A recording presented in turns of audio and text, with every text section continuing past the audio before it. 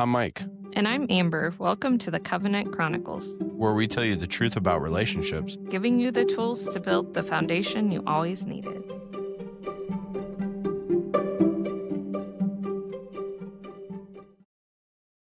Welcome back to the Covenant Chronicles. Man, no countdown that time. That had me all jacked up. Welcome back, everyone. In the last episode, we talked about trauma, kind of what it looks like, and gave a general overview of how that manifests inside of relationships and, how it can affect things and the curiosity behind identifying trauma. And we really wanted to dive deeper into some of that and basically how that comes out and what it looks like and how you'll see it inside of your relationship. So hopefully you can identify it and make changes. Yeah. So, where do you want to start with this today? A way to go, put it all on me. Uh-huh. So, one thing that I struggled with, and, I guess we're still working through where it came from in my childhood, is like the good enough narrative. I guess, if I'm good enough. And I know that wreaked havoc on our relationship for a good while in the beginning, where I was seeking validation, right? And this can manifest in many ways. And I think different people deal with it in different ways, right? Whether they develop, online women addictions, or they're chasing women, or this could apply to both sides of the relationship. So just chasing other people outside of your relationship. There's various ways that this can manifest. And the trouble is if you don't understand that, or you don't see it, right, it can create a lot of the issues that we had. And, we went through stuff for a long time where I really wasn't giving you the attention or the commitment or the time that I really should have. I treated you almost like, I don't know, how would we even describe this? Treated you like an accessory to my life as opposed to a partner, right? Mhm. Just a toy, like a child would have, that they're playing with for a little bit. And it stemmed from that situation of whatever things that have occurred in my past that really made me think, am I not good enough? Or maybe compounded this, I'm not good enough, right? And looking back through it, it was, a conversation. And I can't say I remember all the details of what that conversation, like how it got started per se, but I remember the conversation of you and I having a while back now. Um, and it was where you just called me out and said, look, you have this issue. I know why you do these things that aren't healthy for you or aren't healthy for us. And it's because you have this issue. And, me being stubborn as I am, of course, I was resistant to it at first. But then I started, actually really deep diving into it and understanding, okay, maybe I do have this issue. Maybe this issue is a lot more prevalent than I think it is. And actually even identifying, the actions that I took even for the last 15, 20 years, prior to our relationship, in my previous marriage, even, that were all consistent with having this complex of I'm not good enough, right? And until I started working on that and identifying that and saying, hey, okay, this is, I had some stuff happen in various times in my life that created these situations that made me think I'm not good enough. It did wreak havoc on our relationship. And in these situations, right, I can say that I identified that, when we would get in these big disagreements or arguments, if you will, or whatever you want to put a label on them as, I would turn inward a lot and basically almost go avoidant of you, if I will, or if you Mhm. will, because I didn't want to deal with it, of course, but I also didn't want to look myself in the mirror and say, oh well, I'm failing at this, right? Because typically those big disagreements something would go wrong somewhere in the communication. And instead of acknowledging, oh crap, I messed up, right? I said the wrong thing. I pushed a button I knew you had, or I did this. Okay, let's just stop. I would dig in and basically double down on this no, I'm right complex just to avoid the I'm not good enough. Because if I was wrong, well, maybe I'm not good enough. And it became this like ridiculous swirl inside my head, if you will, to where like, we would have these disagreements where we weren't communicating well, or we avoided each other for a day or 2 days or a couple days at a time. Mhm. And it was looking back on it, it was like, how silly, right? Like, Yeah.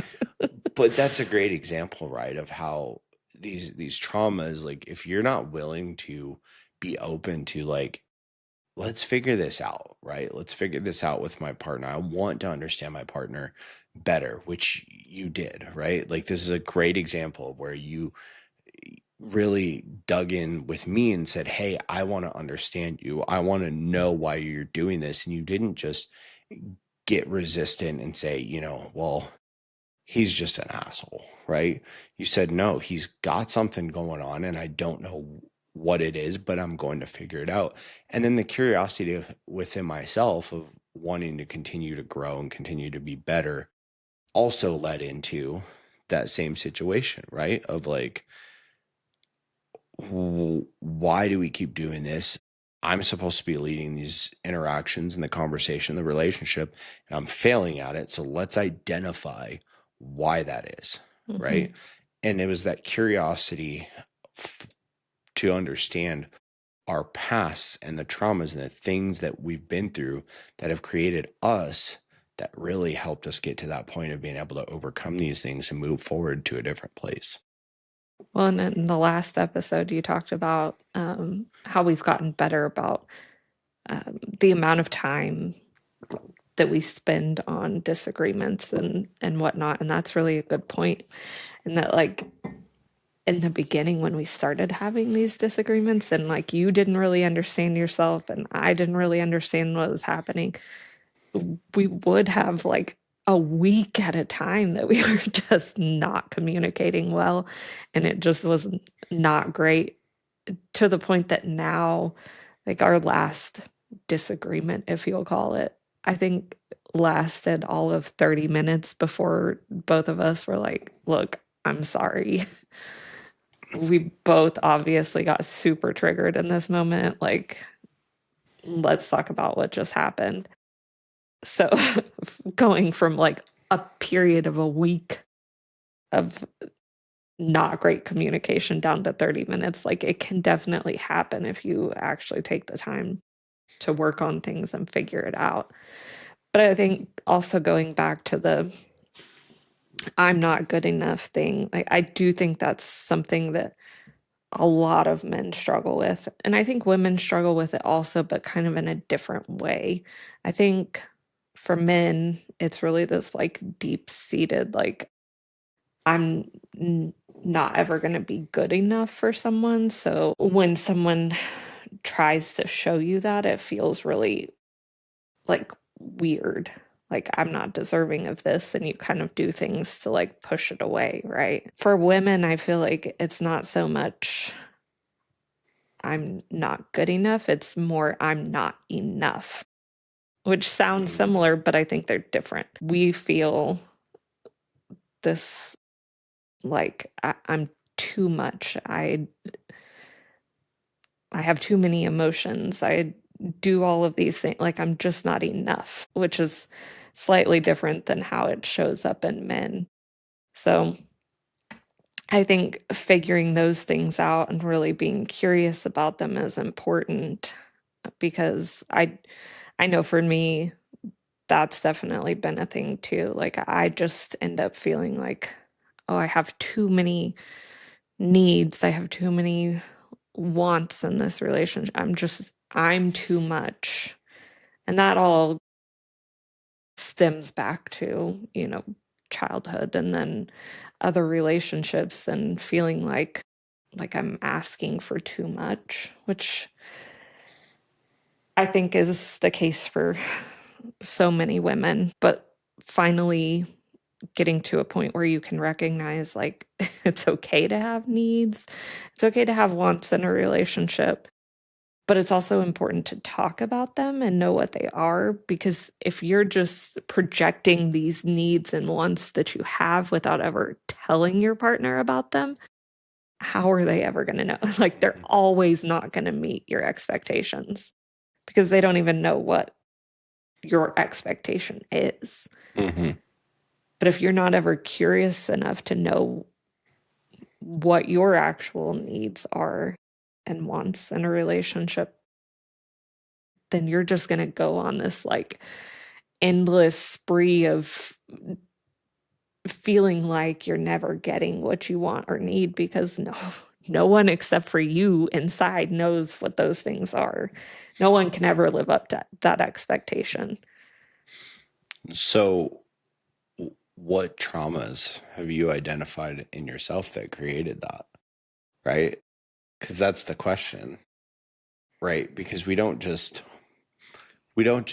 lack communication because we woke up one day and decided we didn't want to communicate anymore, right? Right. And it's not even necessarily traumas, and this is why I hate saying the word traumas in all cases, right? There can be trauma and there can be serious events that have created this, but what situations or what habits were learned to where did that come from that you felt like you couldn't communicate these things? You know, I think a lot of mine goes back to childhood, and my parents were divorced at a fairly young age for me. It was around 9, I believe. And it wasn't the best divorce. So there was a lot of tension between my mom and my dad growing up, and I feel like I don't know I can look back and say there was just a lot of times that I felt like if I spoke up about things that were important to me, or that I felt like I needed someone to hear or wanted someone to hear, like, it a lot of times was shut down. And so I think I just created this like thought in my head, like, just keep all those things to yourself because other people don't want to hear them, and they're not going to care. So Mhm. keep it to yourself. But then, like I said, that leads into you getting into a relationship, and you do have certain expectations and certain things that you're looking for from your partner. I know, like, in my previous marriage, I didn't ever share any of that. So my expectations were there, but he didn't really know what my expectations were. Right. So that definitely created a lot of issues of me expecting something, but it not ever happening, but also because I never shared it. Right. So I think that's something that I've really tried to work on with you. And when I identify certain things, I do try to bring them up to you. You know, not that long ago, I brought up to you about like birthdays and holidays and that sort of thing. And that was always something that I really struggled with because to me, they were really important. But I never shared with anyone that my birthday or Mother's Day or whatever it is was actually important to me. And I actually wanted people to make me feel like that was important to them. But I never told anyone that. Right. So whenever my expectations were let down, I was always hurt about it. And then I just got to this point of being like, whatever, my birthday's not important. I don't care. I don't care about Mother's Day, whatever. it's whatever. But then actually being mad whenever, like it wasn't my expectation was still there. And when it was let down, I was mad. Right. So, And that's what I mean, like, you know, I'm sure that everybody listening right now can identify in themselves, right?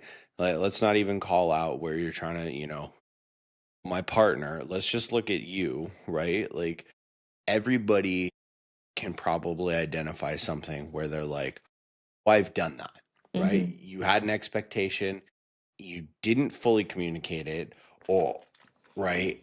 And you expected something, it wasn't fulfilled, and then you got mad, yeah, right? And then you go into this defense, right? Of, well, I did communicate, but did you really? yeah, Right? Let's be honest. Did you really? Because in most cases, we half-ass communicate. We barely, say anything or kind of hint or just throw out little mhm. sprinkles of like a Sherlock Holmes mystery, and then we're like, but I communicated, right? Make some sly comment about Right. something. And that's where it goes back, though, like you said, of in your childhood. And what's really interesting is you had this situation where your parents got divorced really young, they split up, that created these issues. What's funny, though, is my parents are still together to this day. They've been married for, oh, I don't know, some ridiculous amount of time at this point. But within that, right, we've talked about issues I have and that I continue to have, in my relationship with my mother and stuff like that. And even though they're together, I wouldn't say that the marriage in my childhood was all unicorns and rainbows either, right? And what's really interesting about that is due to things that occurred when I was younger, I had the same thing, Yeah. right? To where also struggled to communicate with you, hey, this is important to me, or hey, these are some of my needs, right? Mhm. And we've gotten really good about some of the basic, obvious ones, right? And, you know, I never have to communicate like when I want sex with you because you've communicated that you'll jump my bones 3 times a day, every day without even asking, right? But there's other things that we're learning to communicate and that we still struggle with, like you said, the birthday thing. I'd have to go look through my text messages, but I want to say that was less than a month ago, Yeah, right? Like it was it literally before was. your last birthday, Yeah, but not very long, right? yeah, And you're talking your birthday was just a couple weeks ago, and not very long prior to that, you communicated like, hey, these things are really important to me, and it means something, and it's not about the gifts or the spending money. It's just about feeling like I'm celebrated and that I matter, yeah, right? And it takes these things that have occurred in our childhood and us acknowledging them to actually understand, like, we have to see where this is coming from. And it's taking you this long. I mean, you and I, we just talked about that over the past couple of years, right? This has been like a 3-year journey at this point of us trying to navigate how to work together and putting in an active effort to continue to get better on a regular basis. you know, it didn't come overnight, right? Like yeah, we see a lot of our friends or people that we know that are in positions that we were, say, before we got divorced in our previous marriages, or even in our early stages of our relationship, or wherever have you. And it's like, man, you know, we've been at this actively doing it for 3 years to get to this point. And we're just now, like, you're just now getting to this point of getting past the stuff that happened to you in your childhood to say, or be comfortable enough to say, hey, these things are really important to me. And mhm, you know I guess you would speak better than I would on this, but from my perspective, you and I have both done a pretty good job of continuing to try and keep an open space for each other and a place for the other person to talk without feeling or express themselves without feeling criticized, and really creating an emotional safe space that you hear people always talk about, right? And even with that, it's taken years of like navigation of our through our own crap to get to the point where some of these things we can bring up and say, hey, this is important to me, or hey, this is, you know, an issue I have, or whatever have you. Yeah. And that's not to say like we didn't have some serious breakdowns during that time, because we had Once or some twice. some some serious breakdowns a couple of times that I think really pushed us to a point of wanting to understand better and learn. But I also think that for us, like a massive part of our growth and journey and learning each other has also recently come from like us increasing our faith. And that's really something else that we'll have to talk about another time. But like, I think that adding that on top of us trying to learn ourselves has given us more grace and understanding with each other, and really brought us closer in other ways as well, because like we can go into a whole conversation about it another time, but just like things like praying together, because that brings a whole level of raw realness to your relationship, Hmm. um, and something that a lot of people try to avoid. But when you're really trying to overcome things and learn things about each other and take new steps with each other, like that's a big one to take with each other. And if you've never like done that before, it can definitely be scary. Oh yeah, it was weird as crap the first couple times. I had to pray with you right before bed, you know, and just be intimate and say these things that,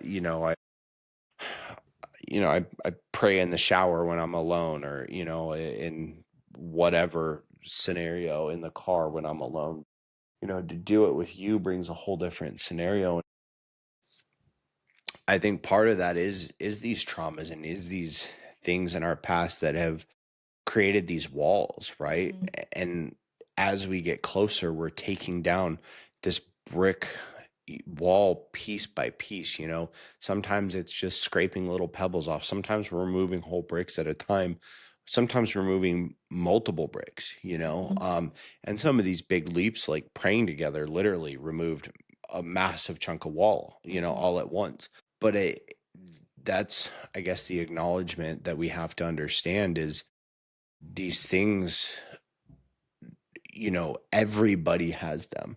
Yeah. And it can be something as simple as something repetitive that, a child that grew up in the best household or the best case scenario by today's standards, but something in their childhood still made them feel, like maybe they're not quite enough, or Yeah. maybe there's something, it could be, you know, a two-parent household and both parents are super engaged and loving and kind, but they have this standard of grades on their child, and they create this situation where their child has to get a certain grade, and it's pushed so hard that it programs the child to where later in life as an adult, right, if they don't have perfection, they're a failure, right? Mhm. And then they start having these internal conversations, and that's a whole different realm, right? Yeah. Like we can start talking about with internal conversations, and we have that conversation with friends of ours, with other couples, with us. I mean, that's a big important thing in our lives, to the point of we created a whole apparel line about changing your internal conversation, right? Yeah. But those internal conversations that program us all stem from our experiences, and whether good or bad. And when they are bad, especially when they're severely bad, or even just minor things for repeatedly over time, it's like carving out a rock. A river can, you just beating against a rock initially won't carve it out, but over time it does, and it shapes that Mhm. rock, right? And understanding that traumas can be the same way, where it can be something small and insignificant, but do it enough over time and it becomes a massive thing. So whether it's, a major situation where there was serious abuse in a relationship, or whether, or in your childhood, or it was, a divorce in your childhood, or controlling, whatever narcissistic, whatever crap from your ex, or, you know, just even a little comment made repeatedly over time by, a parent or a spouse or a partner. All of this stuff shapes the internal conversations you have. And when those are shaped in a certain way that it affects negatively your actions or how you react and how you interact and the communications that you have, that's where you have to identify those and make the changes, or take small baby steps towards how do I get better, and then communicating them with your partner as well, and saying, hey, I struggle with this, For right? sure. But also there has to be a trust and a safe space between you to know that when you bring this to your partner isn't going to throw that in your face at the next fight, right? Yeah, 100%. I think another big trauma that a lot of people have that really creates a lot of issues in relationships is insecurity. And I think you kind of touched on it, but just insecurity itself tends to lead to jealousy, which then creates a lot of issues in relationships. And people have a hard time identifying that they have insecurity about themselves and admitting that they have an insecurity, because it's easier to just be jealous and judge people or make sly comments about things that end up, really doing a lot of damage in your relationship. Mm-hmm. When if you could identify in yourself that you have an insecurity about something, and so because of that, it brings out your jealousy or whatever the case may be, it would really create a lot less massive situations and relationships. I think That for could be all. women, it usually ends up being an insecurity about yourself. You, going back to don't feel like enough, but worry about other women, you know. Uh, and I think that's huge for so many women. We feel like we're not enough. We're not going to be enough. Like, there's always going to be someone prettier. There's always going to be someone smarter. There's always going to be whatever.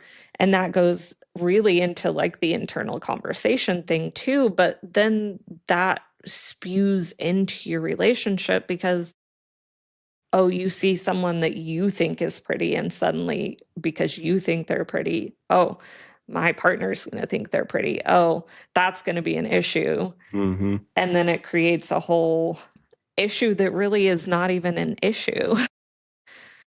Yeah, I mean, honestly, we probably need to have a whole episode on insecurities and how those play in, For right? Because sure. that's a whole, we could get into that for probably hours at this point, on how that shows up and why it shows up and that sort of thing, and the effects that it has on a relationship. For sure. That's a huge one. Hmm. But, at the end of the day, starting to figure out these traumas, even if it's just starting to take notes of really having to have a deep conversation with yourself and saying, what are some of my behaviors that I don't like? And writing those down, and not talking to your partner just yet, just writing them down to yourself, and then starting to actually do the digging to find out where it came from in your past, Mhm, and identifying it, where and how and when you're changed, or when that change occurred in your past mhm. that created this behavior, right? And that is the building blocks to continue to move forward and continue to make changes that will drastically alter your relationship for the better. Or even just think about the last argument that you had with your spouse and really dig into why you felt the way that you did in that moment. Like, what what was the argument even about? Hmm. And why did you feel the way that you felt during that argument? Because I think 9 times out of 10, you're going to find like, oh, you actually felt a certain way about something. Why did you feel that way? And if you can kind of like analyze it and break it down, you're going to get back to the root cause.